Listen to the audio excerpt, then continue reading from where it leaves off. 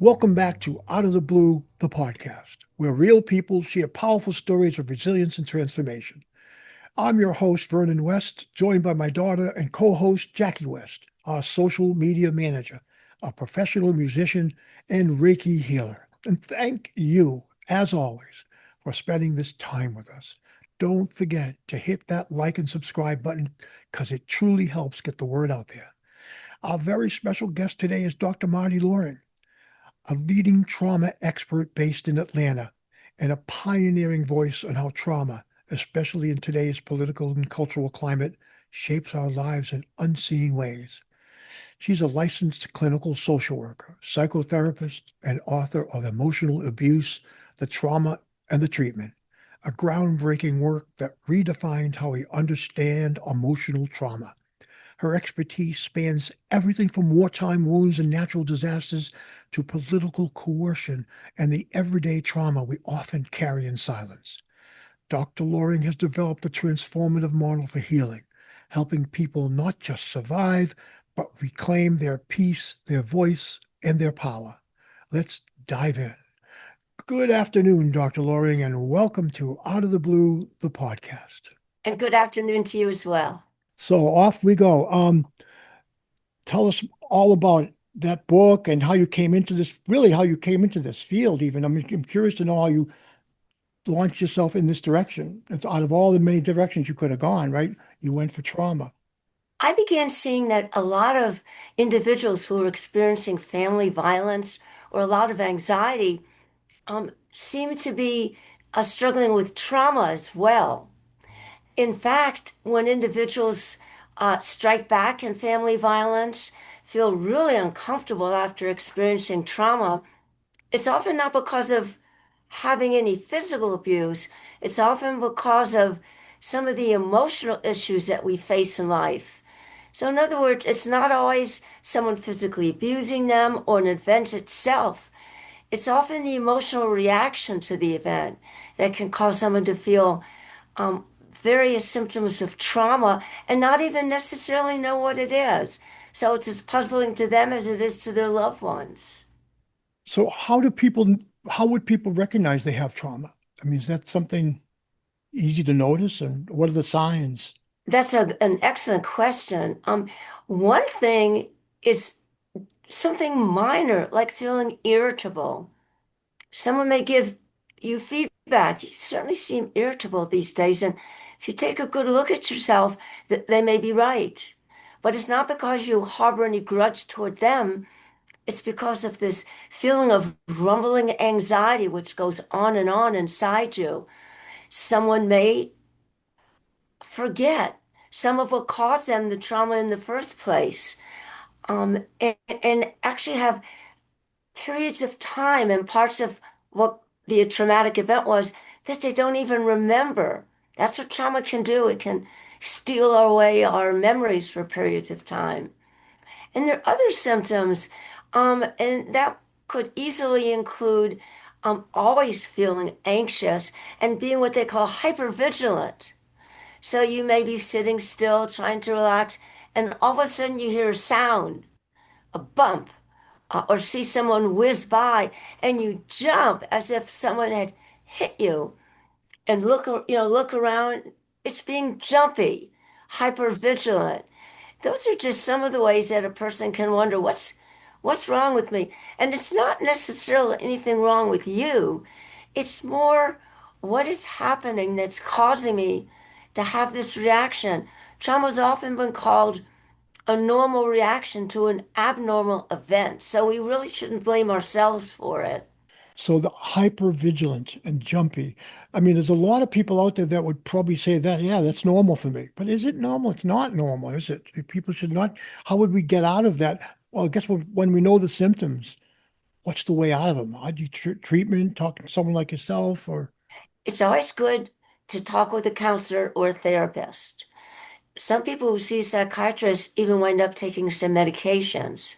Often, though, when a person has come to realize that indeed they have trauma, it may be so big that is called post-traumatic stress disorder, Okay, that's the extreme version of the trauma. extreme version, or even more extreme, it can be complex post-traumatic stress disorder or PTSD. That's people who were traumatized as children. May have had any number of events that traumatize them, and then they grow to be adults and they're still carrying like a heavy knapsack. They're still carrying that trauma from childhood. So they may wind up when they're traumatized as adults to have the severe and complex PTSD, post-traumatic stress disorder. And I really shouldn't leave out any real and important symptoms, one of which is numbing. You may see someone and they just seem so numb. This is particularly important in a court case. The jury may look, say, well, this person doesn't seem to feel at all badly about what they may have had a part in doing. Not necessarily so. May feel so badly and so guilty and full of horror that they just go numb. It's a lack of affect or feeling. And you look at them and boy, you sure can't see it if it's there. But if someone asks them a question relating to how badly they feel, they may just burst into sobbing and not even be able to stop. So I should certainly remember numbing as well as avoidance. You know, it's the hardest thing to get someone with post-traumatic stress disorder or trauma into therapy. I've gone to any number of homes in the past, like with veterans or others. They just don't want to come out and get therapy because it hurts to talk about the buddies they've seen killed in action or other things. And they may feel better off just avoiding it. Of course, it still is down there rumbling away, maybe even causing them stomach aches or headaches. But avoidance is a big hallmark of trauma, too. Is something like that transferable? Like, for example, my father, he had been in the Korean War and he was severely traumatized, severely, a lot of PTSD. Really, he used to tell me stories about those traumatic experiences. But as a kid, I felt traumatized by hearing them because they were really, you know, someone died in the story and there was death involved. And I'm maybe 12 hearing the story as he's crying on the bed. I'm saying, "Why are you crying, Dad?" Is it transferable in that way from your parents? Certainly. I mean, I'm sure you loved your dad. You were a very kind and loving person, and your dad, sure. It must have been very heartbreaking for you. And then to see him crying and you saw his pain, Right. I think, certainly, I think that's a very important idea that some of the Holocaust victims, some of their children, now adult children, have talked about feeling traumatized when their parents repeat the experiences. That's very interesting. And concerning in a way for a lot of us. I definitely feel that I feel some of those, after effects. You mentioned numbing being one. Don't people, like, for example, a lot of people turn to drugs. A lot of those guys that come out of the war, they end up on heroin. They end up numbing themselves with chemicals, with substances. And I've seen that a lot with, all substances. People are using substances to numb themselves. And when they finally come around and maybe through a 12-step program or whatever, they uncover what it was, and then they start getting some healing. But I mean, so many people are probably walking around don't know this and don't aren't addressing it because it isn't so obvious as maybe they're just having a beer at the end of the night. Maybe they're just having a glass of wine every night. Maybe it's just something very innocuous, but it's numbing them. It's pushing down the feelings. You are So so right. yeah, and I'm wondering about what do you think about the pandemic? I'm wondering about that. I think that I talk about this with doctors and stuff, and they would agree that the pandemic has caused a lot of definitely concern because the people out there don't even know that they would maybe traumatized through that experience. It was very traumatic. It was for so many reasons. I lost my own sister in the pandemic. She died of COVID, and a lot of people had very sad losses. My mother, same Oh thing. Yep, my, yep, you know exactly what I mean. I'm so sorry too. yeah. And many people felt helpless. Like, what can I do for me to be safe and the people I love? And many did the COVID shots and all, but still there's this sense of helplessness. Um, And sometimes when people with trauma are feeling that, their numbing isn't working because Right. that's just a cover up, just like drugs, you so wisely mentioned. Sometimes they'll have an outburst and they'll wonder what just happened. And they didn't mean to. They just kind of got angry all of a sudden because of the trauma. In one book I wrote called Intimate Coercion, Recognition and Recovery, it had to do with people in an intimate relationship who felt pushed into doing things but didn't really know what was happening. I feel like to recognize what you have going on when it's trauma, that allows you to recover from it. Like you mentioned, your wonderful program, which I have watched some of, and it's very inspiring. It's people who I think have recognized the traumatic event, and then they want to recover in a way that's meaningful. And many of them want to give to others. Some of whom aren't recognizing. They say, "Well, let me help you recognize what you went through, because I've gone through it. Here's how I've recovered. Maybe you can find meaning in this." Because there's really nothing better for trauma than to find meaning where you can help others. Find meaning. That's a great piece of advice right there. I'm thinking about, I think about like ever since podcasts have been going out and I encounter people out there and I talk to someone that like I remember when we did the podcast about a woman with breast cancer. And I found her so inspiring. And I wanted every woman that I knew who had dealt with that, you should see this, you'll love it. But a few of them said, I can't handle it. I don't think I can handle it. I don't want to hear about someone else hurting. And it took, the ones that were brave enough to listen to the thing, they all came back and said it was very helpful. And so it was even helpful to people like the siblings or the children of that person to hear Oh, that. how wonderful. And you were right, actually, that it probably would have been helpful to every single woman you recommended it for. However, that issue of avoidance when you have trauma, because there's such pain with trauma, and it's understandable that one would want to push it away and avoid it.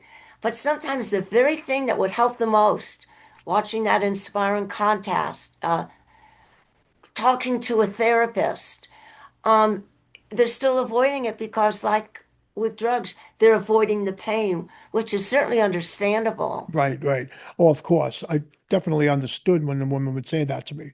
One woman was in tears telling me that. I just Oh, not ready to do that. I'm not. I completely understood, and I would never push the person any further. I just mentioned it that you might find it helpful. And yes. Perfect way to do it. And I can understand that you would do it that way because you really empathize with people. I'm glad you gave them the opportunity, and I'm so glad for the people who are able to do it. Maybe sometime you heard back from one or two of the others saying, when you mentioned such and such, can I listen to it now? Sometimes people get back in touch with you afterward and are able to go forth. yeah, that's true.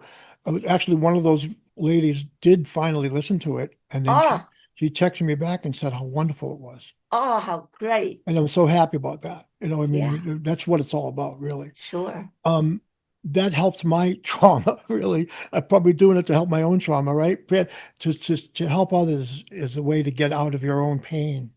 I mean, Yes. in my life, that's been sort of the theme of my life. I mean, I played music for many years because I was in pain and I was helping people feel better, and that made me feel better because I was going through my father's situation and stuff. That's so true. That's one of the many reasons your podcast is so valuable because it helps people see that you actually can often find meaning in trauma. That's what I think it is. I mean, as bad as the pandemic was, and I think we're going to go on to other bad things that are happening in our society right now. As bad as they are, I found that through out of the blue, maybe I've already thought this, maybe before I did out of the blue, but everything is a teacher. You know, pain is a teacher. I mean, you can learn so much from looking at what it is that's bothering you, that's hurting you. And it unfolds maybe a meaning that gives you a larger purpose in your life. That's what it's done for me. So I find that to be useful. Pain is useful. I don't want God to hear me say that too loud because I don't want any more, God. No, no, no, no, I've had enough. no. Don't say that either, because you know what? I'm knocking on wood. I don't know why I do that. Does God hear the wood louder or something? Why do we knock on wood? I don't know.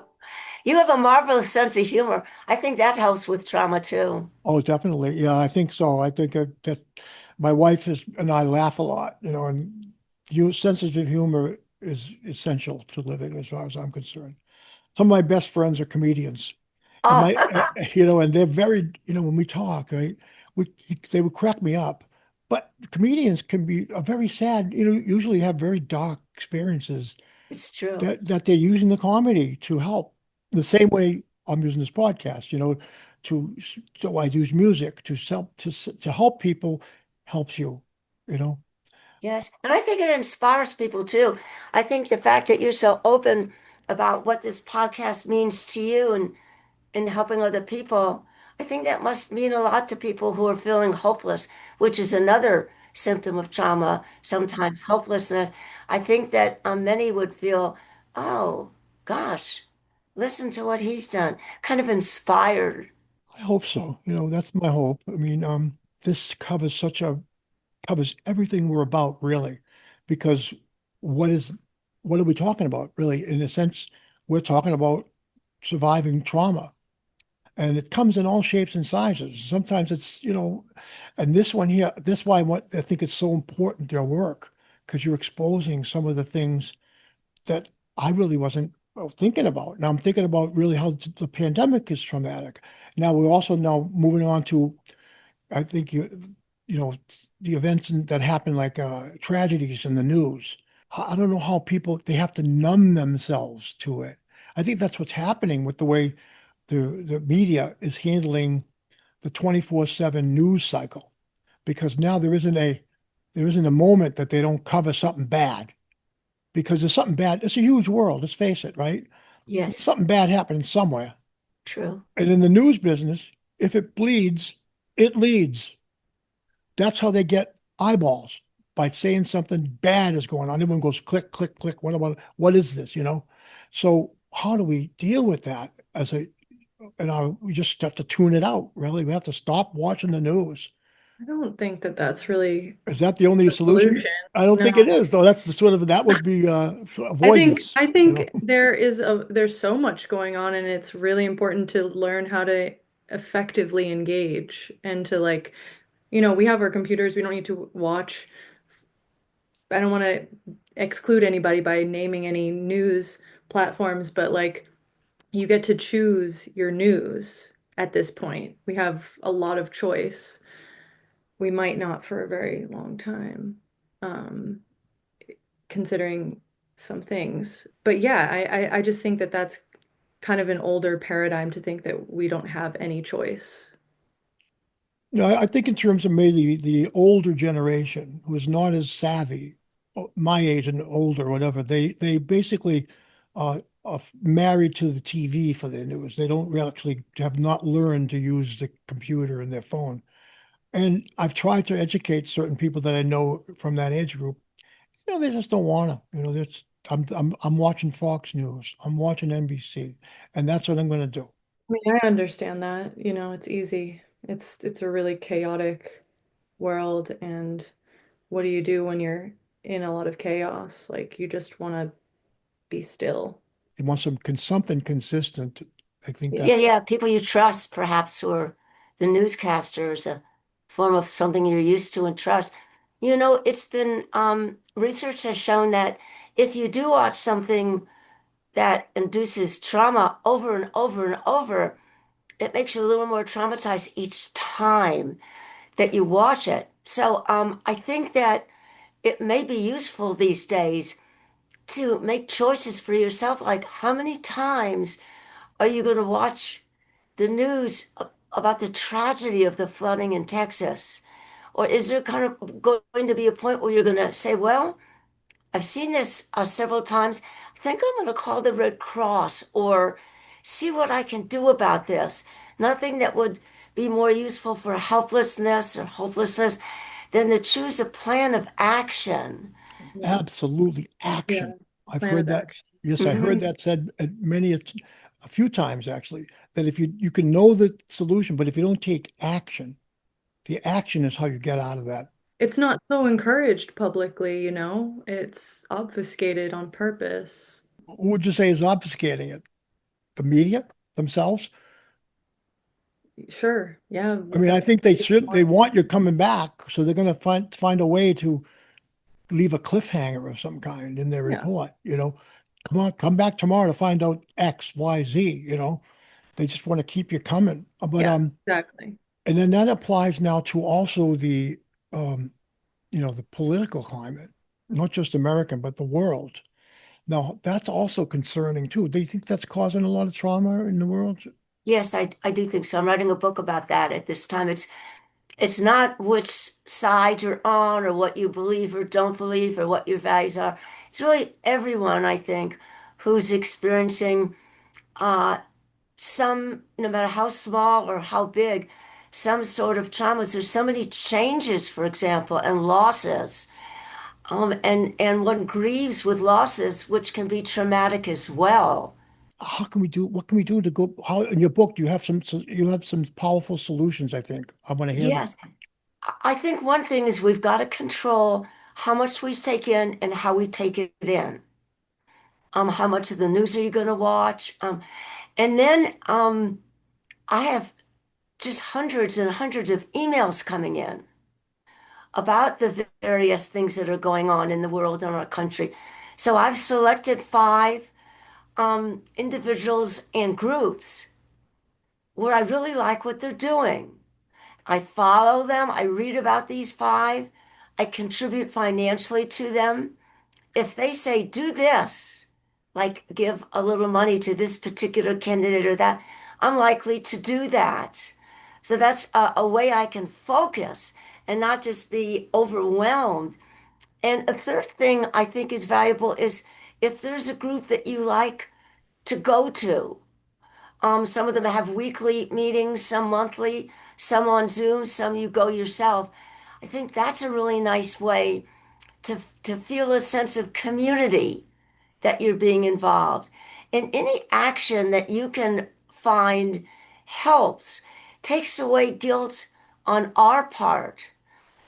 Because when one sees various people suffering in different ways, one tendency is to feel helpless and guilty, even hopeless, which all can lead to trauma together or alone.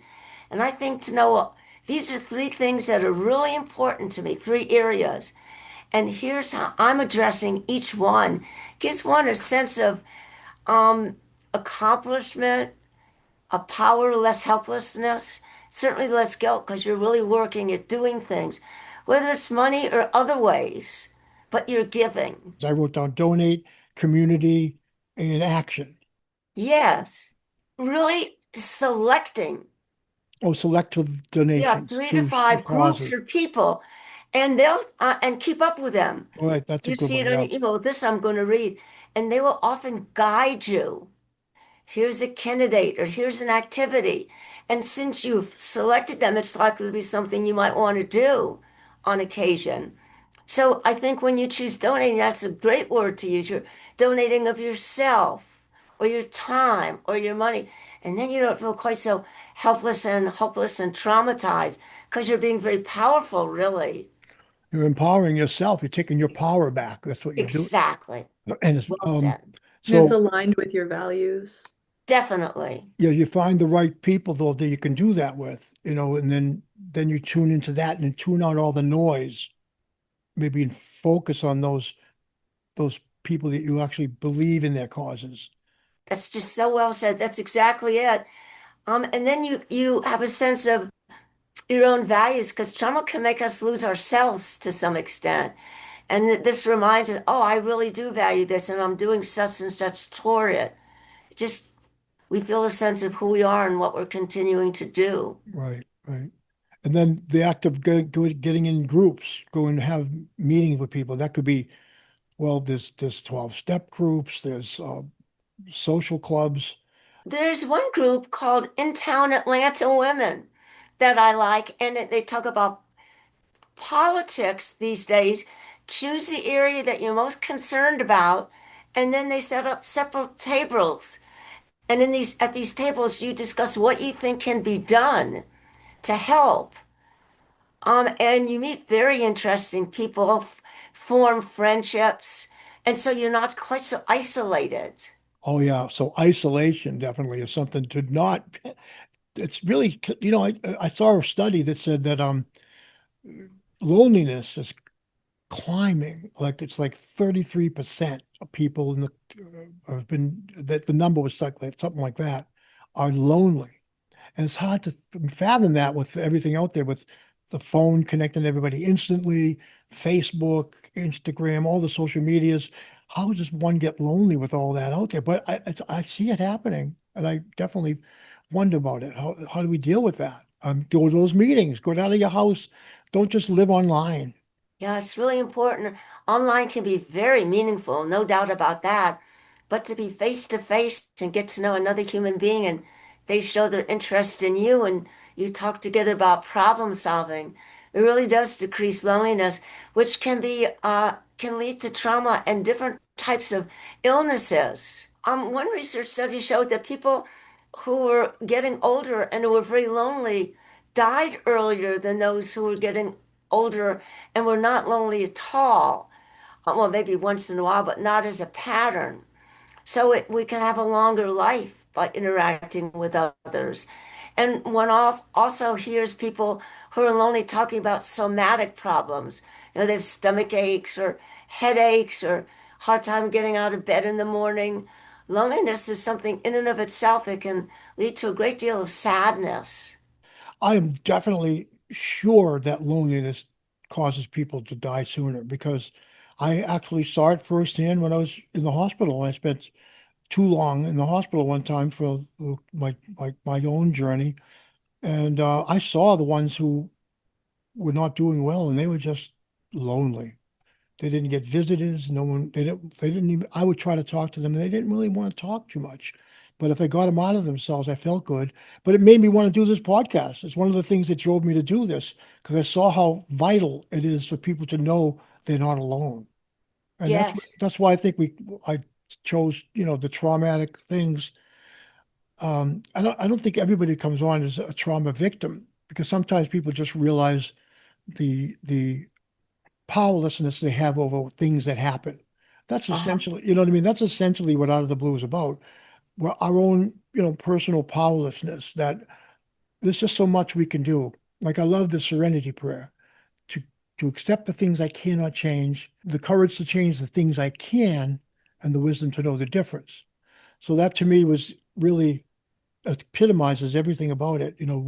We have to keep the focus on our own self and work on that understanding of our place in the universe, to be as Yeah, vital, to be as helpful. I think we have to help others. I mean, I think so many religions say it, but not many people realize that is the key, helping others. If you really get you out of yourself. exactly. I think that's really true. Interacting with, helping others, working on a cause. All of a sudden, you forgot about that headache or sadness, you know? Right. It's brilliant. Everything gets into perspective. I think that's the main thing, perspective. That one of the worst aspects of loneliness is it puts everything blows everything up because you're focusing on that stuff. This sense of powerlessness also can be paired with a sense of taking back your power from um, feeling a loss of control and of self, loss of connection to self, through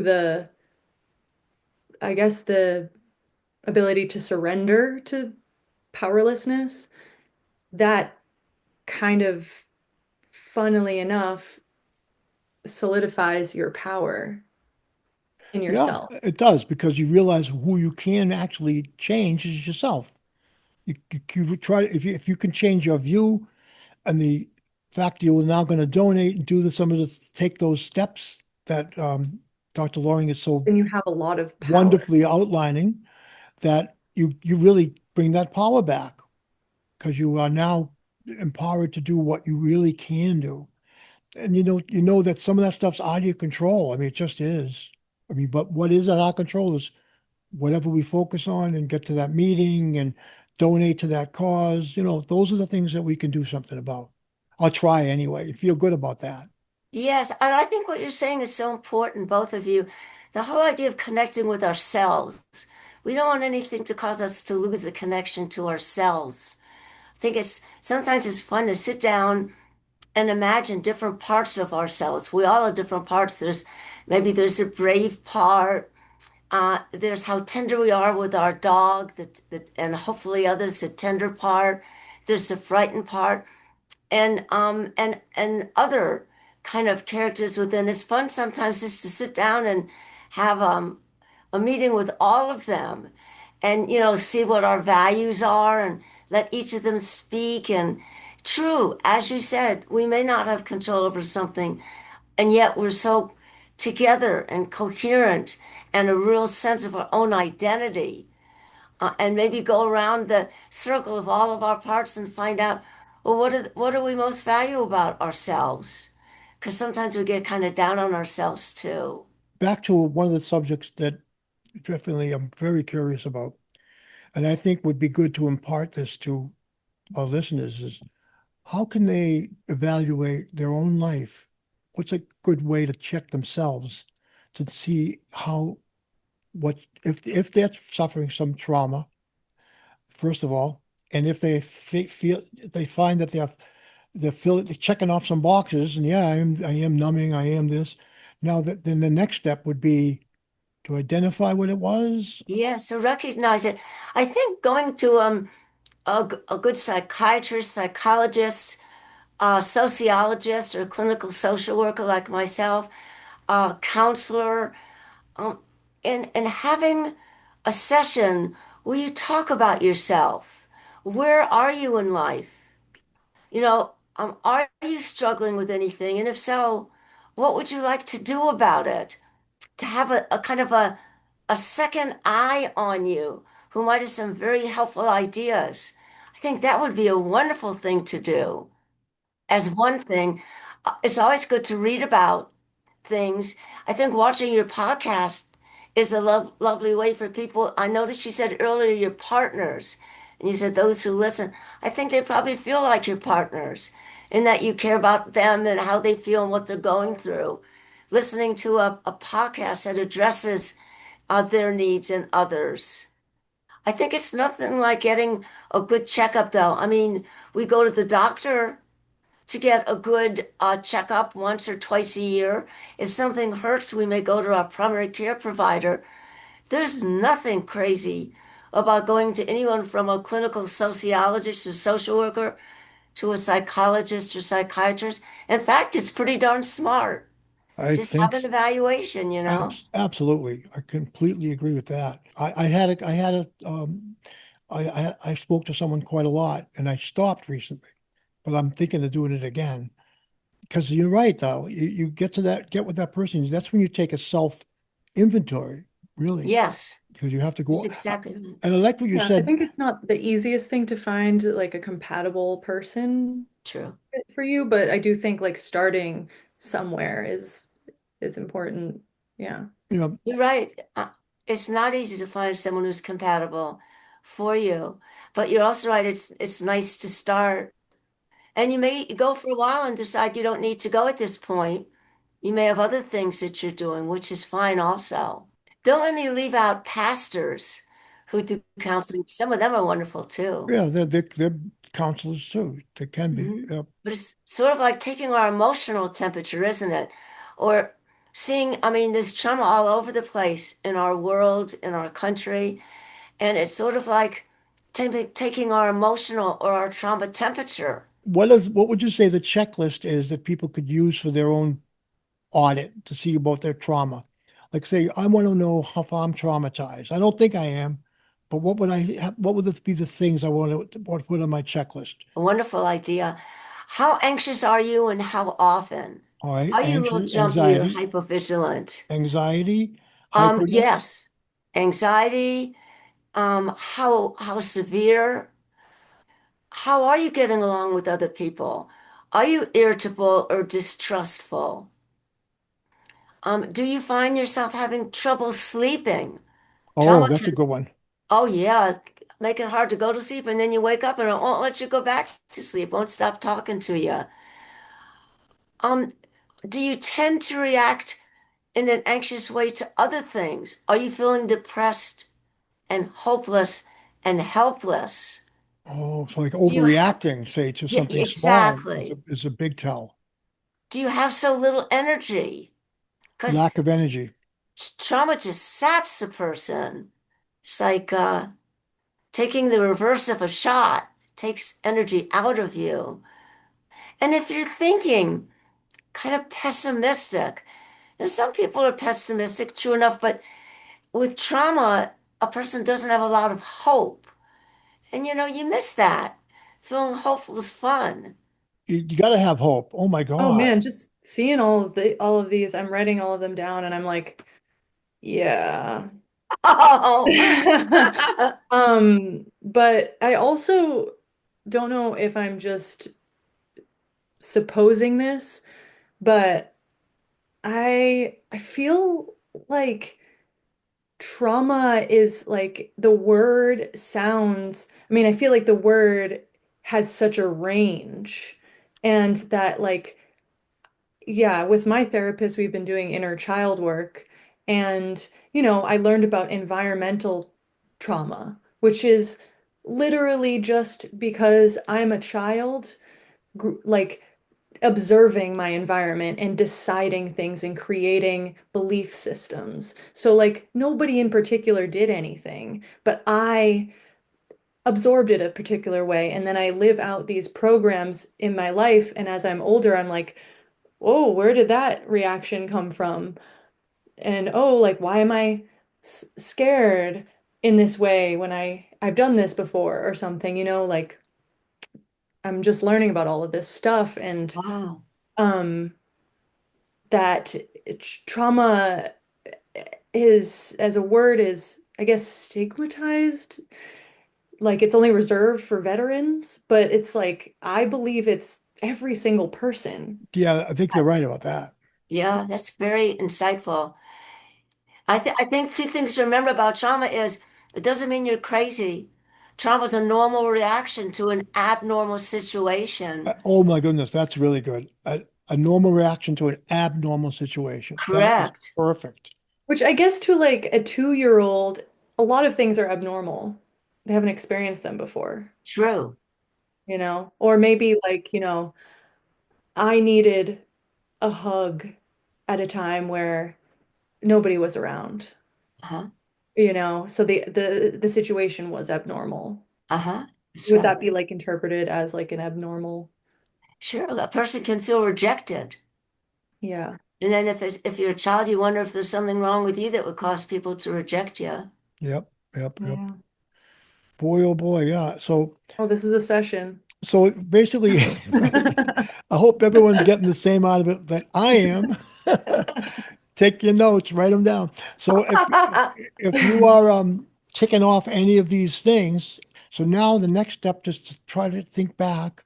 When did this all begin? Like I don't think I really felt this kind of trauma until the pandemic hit. That really started my trauma. And it made me those were the symptoms started beginning right around then. I was saying, "Oh no, this is not, this is all the news media blowing it up, nothing big," but it turned into something big, and that kind of traumatized me because my instinct was telling me that it was not going to go anywhere, and my instinct was so wrong. And when your instinct's wrong, I think that kind of screws you up because it's your inner self feeling things.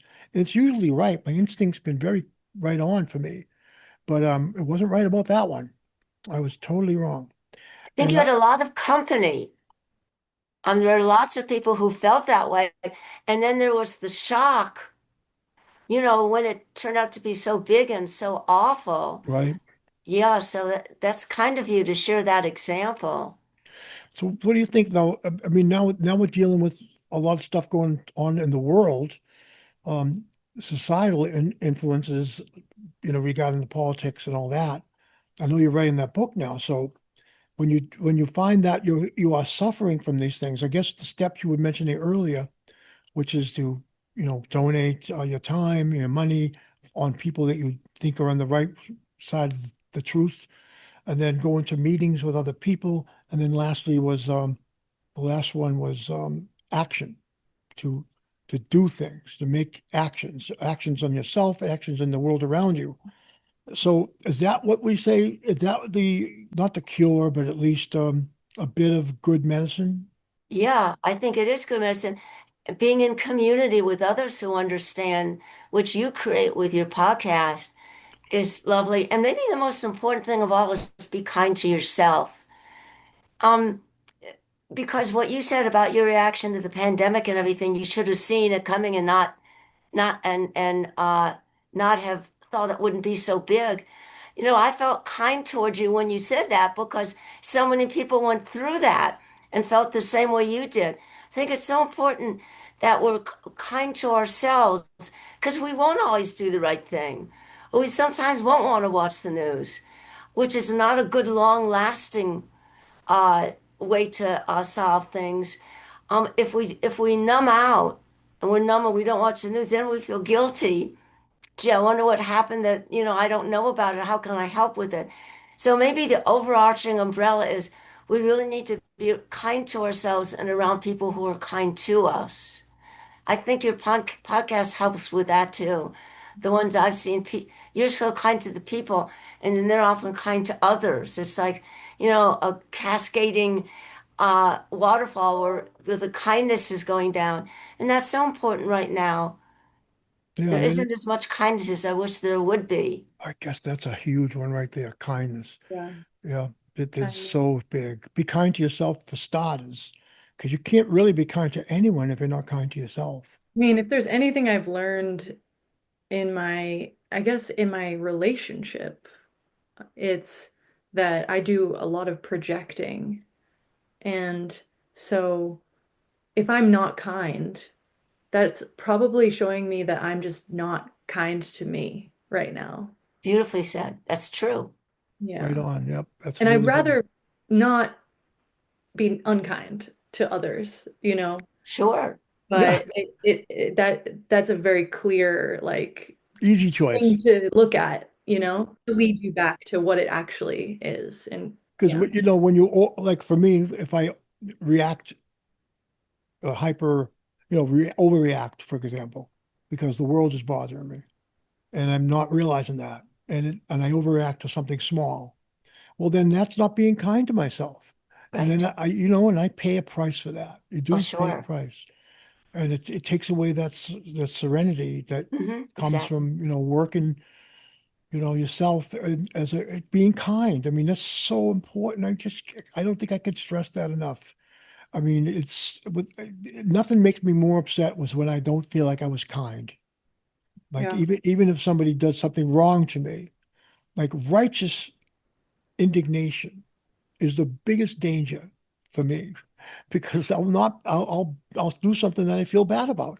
I might tell that person the truth. Oh, I used to feel proud of myself because I don't split hairs, but that's not always the kind thing to do. The kind thing to do is sometimes just let it go. People, you don't know what's going on in that person's life. They could be going through something, anything, or maybe went through something years ago. You're not. That's I mean, why it's likely they are. it's You very know, likely that they are. So, Yeah. it's like so clear, you I know, think if you really look at it. that's Yeah. funny. It's very likely that they are. It's so likely. Isn't it wonderful? Again, I commented earlier, y'all have such great sense of humor where, we can look at things and laugh. I think that's just so wonderful because there's so much sad around us now. To be able to laugh and even see wisdom in what we're laughing at and share it with each other, I think that's very special. I'd like to thank you for that today. Going forward, we have the basic idea of the checklist of finding out if you're even suffering from trauma. And I would say that generally speaking, probably you are, if you're even thinking about any of these things. That's the first step, finding out if you are suffering from some form of trauma. You're on the spectrum, as I think Jack was saying. The word trauma covers a wide spectrum. And if you're on that spectrum, you should be aware of it. And that awareness is going to help you. And then going forward, you get counseling.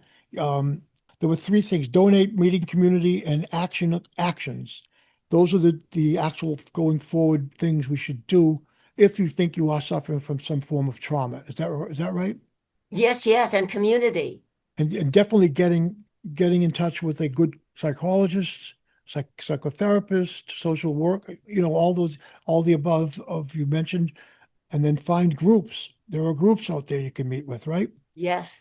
Did I miss anything that we should tell people that would No, be not a thing. action items for them? Best of good fortune to them all. That's right. Best of good fortune to you all. And I think we could end on that note, really. Best of good fortune to you all. Thank you, Dr. Marti, for this amazing journey into understanding trauma and the beginnings of learning how to handle it, deal with it, first recognizing it and then handling it. And I cannot thank you enough. I'm really, really grateful that you came to us from out of the blue. Really, Thank you. to be on our show because we're going to see you more as much as you are willing to do it. We're going to see you. Wonderful. Thank you both so very much. Yes, and remember those immortal words that Marty said: "Be kind." Let's say it. You say it. Be kind to yourself. Say it one more time. Please be kind to yourself. Love it, love it. That's where we're going to end right now. Thank you so much, Marty, and have a great day. And you guys listening, you too. And remember to hit that like and subscribe, and we'll just keep getting that word out there. And we're going to bring kindness back in vogue, and love and happiness back in fashion. Thank you. Thank you. Love that.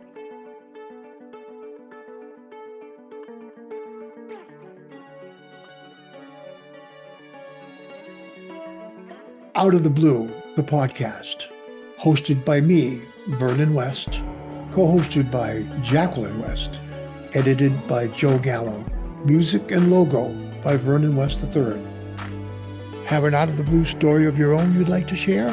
Reach us at info@outoftheblue-thepodcast.org. Subscribe to Out of the Blue on Apple Podcasts, Spotify, or wherever you get your podcasts, and on our website, outoftheblue-thepodcast.org.